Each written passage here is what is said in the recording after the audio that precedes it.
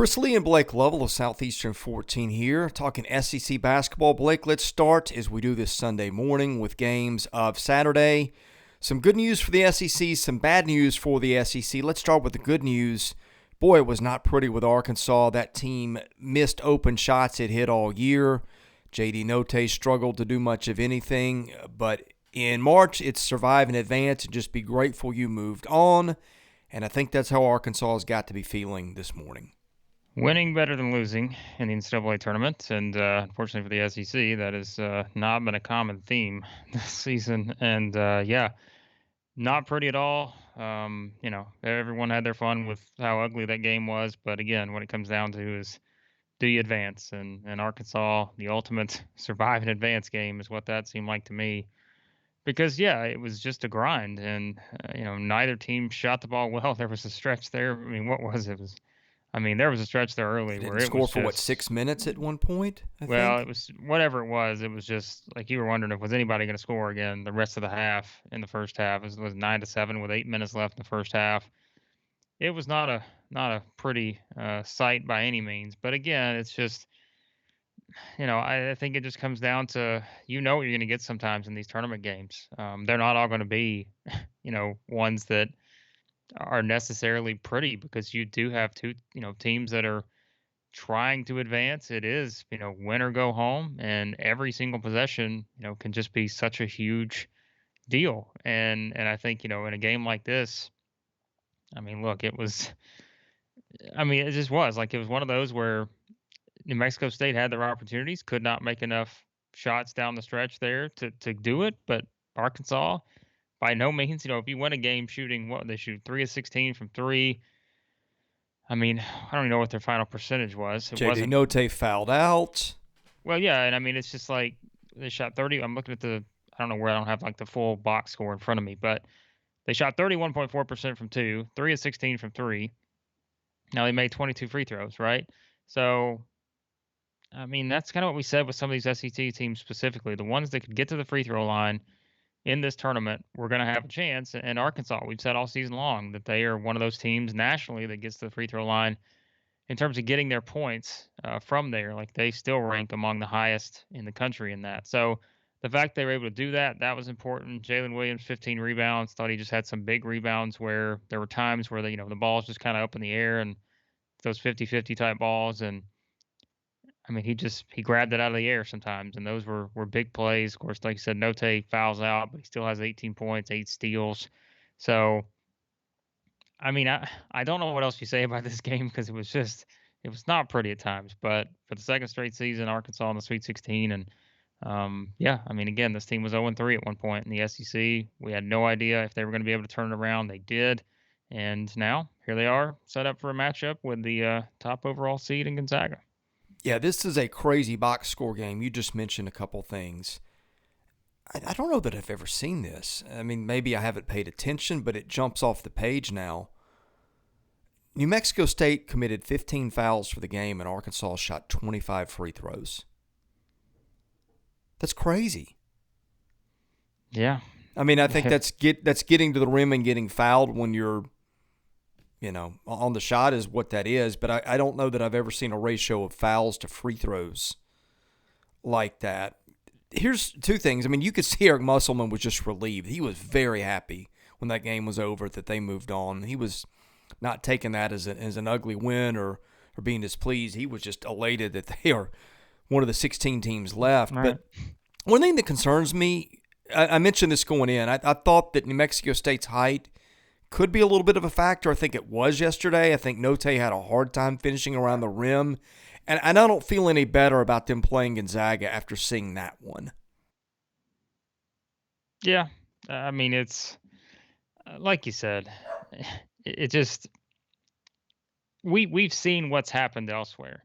And I think that it's one of those things where you're going to look at this, and we always talk about like from the first weekend to the second weekend, it's a reset. Like it really is. As bad as like again, as much as people are going to knock this Arkansas and New Mexico State game, you now get a little time to reset, right? It's a reset, and now you have several days to prepare for again, the top seed, and a team that is going to present a lot of challenges, and we will go into that game and break it down more. But I think it's just like for Arkansas, even when it's not pretty at times, like they're still just figuring out a way to win some of these games. And like we said, you take out the Texas A&M game in the conference tournament, which is always a crapshoot. It seems like at this point, they played really well, and I think it's one where not always about what the style looks like. It's just about can you survive in advance, and we always say that about the NCAA tournament. And again, I mean, this is one where this did not look like a Sweet 16 team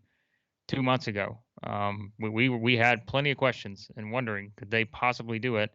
And now in this game, Teddy Allen only scores 12 points. Was he? I think he went 5 of 16 from the floor, something like that. I mean, that was going to be hard for New Mexico State. Yet they still had a chance because McCann's played really well. But yeah, I mean, just you have to grind out some games sometimes. And I mean, Chris Likes plays 9 minutes. 7 Chris points, but Likes his was free the reason, throws, might have been the reason they won the game. I Yeah. was gonna say his free throws. He only plays 9 minutes, but you could argue just as important as anybody in terms of winning that game because his free throws were huge. So it takes a lot to be able to advance, as we've seen. Trust me, it doesn't matter if you have the 2 beside you or the 3 beside you. There's no guarantees that it's going to happen. And so for Arkansas, as the seed, the number 4 seed, a team that really came into this thing, as we said, clearly one of the top 4 teams in the SEC, and now advancing on and just doing it once again behind really a rock solid 5 guys just being, warriors out there playing 30 plus minutes. But then to have someone like Likes come in and give them some quality minutes, they're figuring out a way to make it work. And that's kind of what Muss has always done is it may be a short rotation, but he figures it out and they figured out what's worked and it's got them to the Sweet 16. The madness has officially begun. It's time for you to shoot your shot and score big on the nonstop action with MyBookie. It doesn't matter whether you're filling out multiple brackets, betting the national championship winner, or simply looking for player and game props. MyBookie has you covered. Sign up today at MyBookie. Use promo code Southeastern to secure a first deposit bonus up to $1,000. It's simple. Put in $200. Play with $300. Use promo code Southeastern to claim your bonus. College ball, NBA, UFC, no matter the sport, no matter the minute, MyBookie puts the action in your hands with in-game live betting. And choose from thousands of lines and odds so you can turn any game into payday. Bet anything, anytime, anywhere with MyBookie. Okay. The bad news for the SEC is that a lot of people wondered about the matchup with Michigan, if that was bad for Tennessee, if Hunter Dickinson was a guy they could handle, if Michigan's height could give them trouble. We had said at times that Tennessee's scoring droughts at random were concerning during the season. Those seemed to have been eliminated in the last month or so. Well, guess what? All that popped up yesterday. And Tennessee goes home, and frankly, I just didn't – I'm not going to say you couldn't see it coming, but I was very confident yesterday that Tennessee would win, and it just didn't happen. Well, I'd like to thank all the Michigan fans who come in to leave comments on our videos. It's really – business is booming. But no, I understand that it's fun, right? And I get it. This is what fan bases do online in 2022, and we did have quite a few share of Michigan fans coming in to let us know about our choice for that game. But boy, where to start with this one? And there are some just irrational thoughts out there on this game that I've seen. But like you said, you think about it from the standpoint of, and somebody pointed this out, I thought it was a good point. Michigan, probably not your traditional number 11 seed. No. When you consider game of the season, expectations, all that stuff. And we've seen teams that just figure it out at the right time. And there's another team we saw last night that did that in Memphis and almost had a chance to knock off Gonzaga. And Michigan, seemingly one of those teams that has just been so up and down in terms of, we talked about it. I mean, we said they win a game, lose game, win a game, lose game, win a game, lose game. Like that was their MO in the final month or so of the season. But they have just figured it out at the right time. And I thought that, look, I mean, they made more plays than Tennessee did. And Dickinson, like we talked about, I said, hey, I think that Tennessee has several options to go to try to defend him. And we talked about all those guys, whether it was Fulkerson, Huntley Hatfield, Adu, Plastics, those guys. We said, surely from that group, you know, can they be able to, of that group of four, can someone be able to slow him down? And you thought with enough options, maybe there's gonna be an opportunity to do that. But it just didn't happen. I mean, that's basketball, right? Where you try to see, okay, that could be something that you could figure out. You can try to stop this guy, but he goes for 27 and 11 and just was a big part of this game. And then beyond that, I mean, how many big shots did Eli Brooks hit? Like he just hit some A big shots bunch. for them. And so that's what college basketball comes down to sometimes is can you make those shots and can you make those plays? And guess what? Tennessee did not make those shots. Um, for anyone who and I trust me again, I've seen this in the comments. Tennessee consistency, no, like Tennessee had been Look one it of the up. most Look it up. consistent teams in the past almost 2 months now. Like they had been one of the most consistent teams in college basketball. And we said, talk about the offensive droughts. When we were knocking Tennessee, whenever that was, I mean, that was probably back in December, end of December, early January, I guess, when they were losing some of those games, like the one at LSU or the one at Alabama. Um, it was, boy, it still looks like there's some of those offensive droughts that you just cannot afford once you get to March. Well, when they give us the body of work they gave us for 2 months after that, it's like, well, my goodness, maybe this team has actually, figured it out. And they did figure it out. It's just, boy, it just came at the worst possible time to have the shooting performance that you had. And we said, hey, this Michigan team defensively, statistically, nowhere near as good as last year. But Chris, I'm gonna be honest with you. I thought Michigan defended really well, but Yes. Tennessee missed a lot of open shots. Like Yeah. they just didn't hit some shots from Tennessee and outside. Arkansas both yesterday were missing shots that we saw Yeah. those teams hit time and time and time again. And sometimes that just Yeah. happens. And oh, by the way, none of us has dismissed Michigan as chopped liver, and we weren't yesterday. But Michigan lost, 14 games in the regular season? A lot of Tennessee's people the didn't 3, think. Michigan's the 11. I mean, Right. what else do we say? And Tennessee should have been the 2. So, And boy, if you want to have some fun, let's go swap them with another 2 seed and see how that goes. But Michigan was preseason number 6 in the AP poll. Tennessee was 18. From that standpoint, maybe we should have given a little more credence to it happening. And in the back of my head, I'm going, of course Michigan can win. But I just thought that consistency would be the thing that ruled the day. But I mean, look, that's the tournament, right? St. Peter's hadn't played anything close to the way St. Peter's played the last 2 games.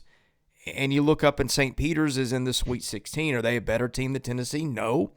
But that's tournament basketball. And I'm not taking anything away from anybody. I'm not trying to excuse Tennessee's performance. But, man, it's one game. It's one game, and sometimes that is just how it goes. well, that's going to lead into another discussion that if you are someone that think Rick Barnes needs to be fired at Tennessee, I'm just No, going come to just on. unsubscribe from our channel right now. I'm sorry. I don't know how else to say it. Please don't just stop. Like there's no reason to go this route. You've got all the lazy narratives out there. You got the people writing the national stories about Rick Barnes. They had it queued up as soon as the game was over. I get it, man. He has not had a lot of success in the NCAA tournament, but that is to me one of those things that we can zone in on that particular trend, but it's like we also can point out what you just said. Well, St. Peter's is in the Sweet 16. Who saw that coming? Who was it last year? Or Roberts as a 15 gets there. Who saw that coming? Like these are just things that happen in the NCAA tournament sometimes. And here's my question, okay? If you are among those who believe that Rick Barnes lost the game against Michigan. And again, I don't go the route of the full body of work. We're talking about this one game here. That's all I want to have the discussion on. What should have been done differently yesterday? Blake, Don't tell they me that he lost. They should have. lost because they missed open shots they'd hit for 2 months straight. I don't I mean, think it's any more complicated than that. And they called Hunter Dickinson on a bad day. well, I think it's easy. Kennedy Chandler pretty much anytime he wanted could get to the rim, and I mean he played a really good game, and I think it's one where it did open up so many good. It opened up a lot of open shots because he was able to get to the rim, and I think Juwan Howard said that I don't know if it's after the game or whatever, but it's like Kenny Chandler was just there's no way to stop him. Like he just could keep getting to the rim and again that's where he was able to kick it out for open shots. But Josiah Jordan James, how well has he played? And he played well, but he goes 0 of 6 from three. Vescovy. I mean, really, think about what Vescovy's done this season. And he goes 1 of 5 from three in this game. Vescovy was one of the 2 or 3 more consistent players in the league. I mean, he Yeah. really was, and it just didn't happen. Yeah. Sometimes it just doesn't happen. I know, and that's the thing with Rick Barnes it hasn't happened a lot, and I know that's why people are going just to that route and focusing in on that one thing after this game. But to me, it's just every game's different, every tournament's different, and yes, like you cannot ignore the facts of what the record is and the number of times he's made it beyond the second round. But at the same time, I think that is such a lazy thing to go to just to explain this one game thing here. And I've seen so many people go to it, but it's easy. Again, it's the easy thing to say. But if you really ask what should have been done differently, do you take a few more shots from inside? They only took 18 threes. It's not like they took a ton of threes when you really think about it. Like 18 is not a lot of 3-point No. shots to be taking. Because if you look at their kind of track record here, I said it going in. I said, Chris, look how many threes this team has made. I mean, they took 28 against A&M, 24 against Longwood, 18 against Arkansas, 19 against Mississippi State, 15 against Kentucky. So this was really kind of their average that they had been shooting here. And yet, when you look at it, this winds up being their worst 3-point shooting performance of the season, came at the worst possible time. And yes, could Rick Barnes have done some things differently? I'm sure he's thinking that at this very moment. But sometimes it comes down to who makes shots and who doesn't. Michigan made more shots. They made more plays. And that was that. But just bad timing for Tennessee to have a performance like this. Blake, the only criticism I might have is I thought down the stretch, the last 10 minutes, when Tennessee just was not scoring and nothing worked, and Plavsic got the ball a couple times where he could have tried to make something happen, just didn't seem like he wanted any part of it. I'm thinking, maybe John Fulkerson's a better option there. I know it wasn't his best day yesterday. I remember thinking that as I was watching it, but other than that, I mean, sometimes stuff just happens and it doesn't go your way, and I don't think that yesterday is any more than that. I want to look up some things maybe on Monday's show.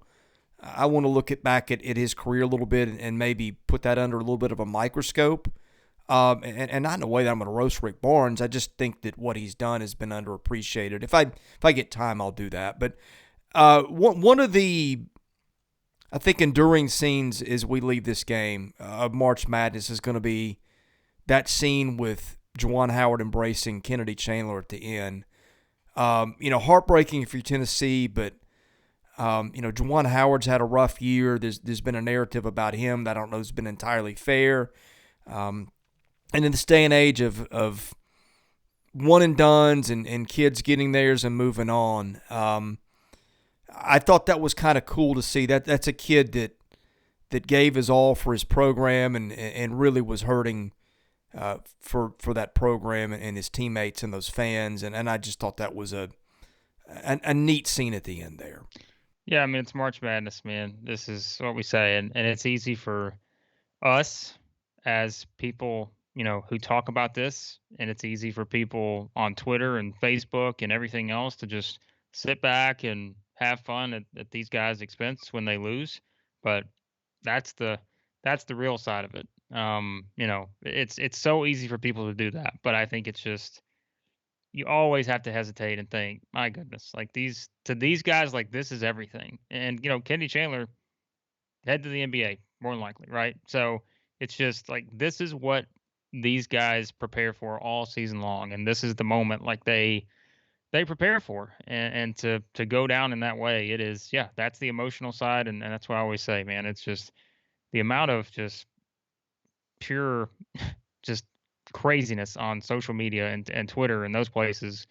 It's just ridiculous at times when you see stuff like that. But yeah, I mean, Juwan Howard, look, I mean, Chandler played with Howard's son, AAU, and I was talking about like sort of he's like a father figure at times, like the Chandler. So yeah, cool scene. And like you mentioned, it's just that's the side of March that I hope everyone sort of keeps in perspective when it comes to just pure anger when teams lose. And look, there's no doubt it's a disappointment without question for Tennessee based on the accomplishments, winning the SEC tournament, having the finish they had.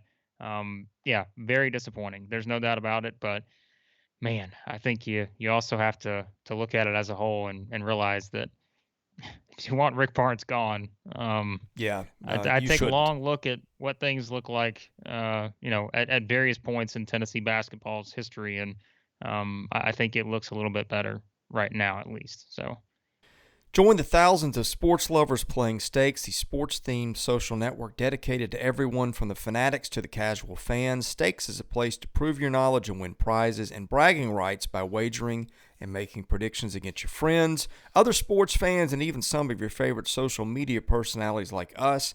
Sign up, use our code Southeastern14 to wager with us. Again, all free.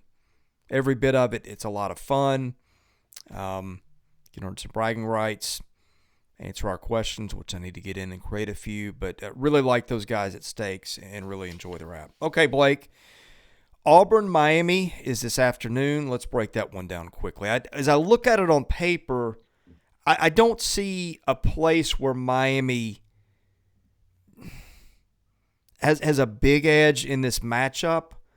But again, sometimes you throw that out the window in March, as we've seen. do we have to break down any of these games anymore? It's just like I'm well, sitting look, back you looking at bet this you and better show up. I don't care how good you are, whatever. You'd better show up. I think Bruce Pearl will have his team show up. I don't see a reason on paper that Auburn shouldn't win this game, but Miami beat some really good teams this year. unless they go two of something from three, which is a possibility with this Auburn team. But I know I kid about that. It's just boy, I think we had the expectations for some of these teams were obviously much higher, and at this point you're like questioning everything. But there's a whole other discussion on. I've seen the folks come out on Twitter about the SEC and overrated and all this other stuff. Yeah, let's take a one game sample size in the tournament versus a 30 something game sample size. But I get it. We judge it by March, and I think for Auburn, that is where things have come to. This is now a program that is judged as well by wins this time of year, and I think. As we said, I think Miami offensively a very good team. I mention it all the time. I like teams that don't necessarily put themselves in a position to lose and they don't turn it over much. I do like that about them. Charlie Moore, we laugh about it. I feel like he's been playing for 15 years now, but got the experience, and I think it's one size wise. This was probably going to be a better matchup than USC would have been, but to me, it really is like it's how does our Auburn's offense flow against a pretty good offensive team, and that is what you want to see here. Can Auburn find that rhythm offensively? I've said it. Defensively, they're statistically, again, let's always hesitate now on that because we see some of these teams that have all of a sudden come juggernauts on that side seemingly. But statistically, Miami is an average at best defensive team when you look at the numbers. So can Auburn find ways to exploit that with their size? And it's the guard play, right? Because that's what's going to fuel. I think Miami here is looking at the guard play. Can those guys outmatch, what Katie Johnson, Wendell Green can do?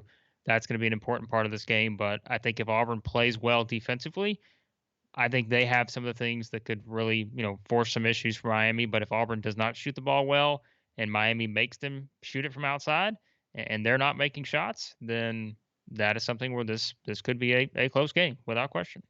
All right, let's close like this. Tell folks about our partnership with Action 24/7. Give us the line and tell us how you're leaning on this one. Oh, please. I'm just kidding. Action 24/7. A link description below. Sign up, promo code South14. First deposit, they'll match up to $800. So you can, if you want to bet on any of these games, which I know some of you had some fun with us about keeping our picks out of your bets. Hey, if that's your strategy, roll with it. Whatever gets you the most money, we're all for it. Auburn is a 7-point favorite over Miami in this one. Chris, I've lost all confidence right now in Blake, my picks. I feel like we did okay when it was just SEC against SEC this year. Now you throw other teams in there, and it's been a little more of a challenge. Yeah, we thought that may be a good thing, actually, but No, it NCAA was tournament not. March Madness strikes again. and yeah, has not been well. But I'm gonna go Miami +7. I just think that it's because my confidence has been lost now, and I'm envisioning Arkansas, just the Must Bus just sitting over there on the road looking for anyone else to come along, and I'm just envisioning this now. Oh boy, is that going to be the scene after Sunday? But I said, I mean, Auburn's the 2 seed for a reason, Miami's the 10 seed for a reason, but boy, these matchups have gotten a lot more interesting. So you would probably expect a close game here, so we'll see. All right, thanks for watching. Be sure to hit the subscribe button. We'll see you again on Monday.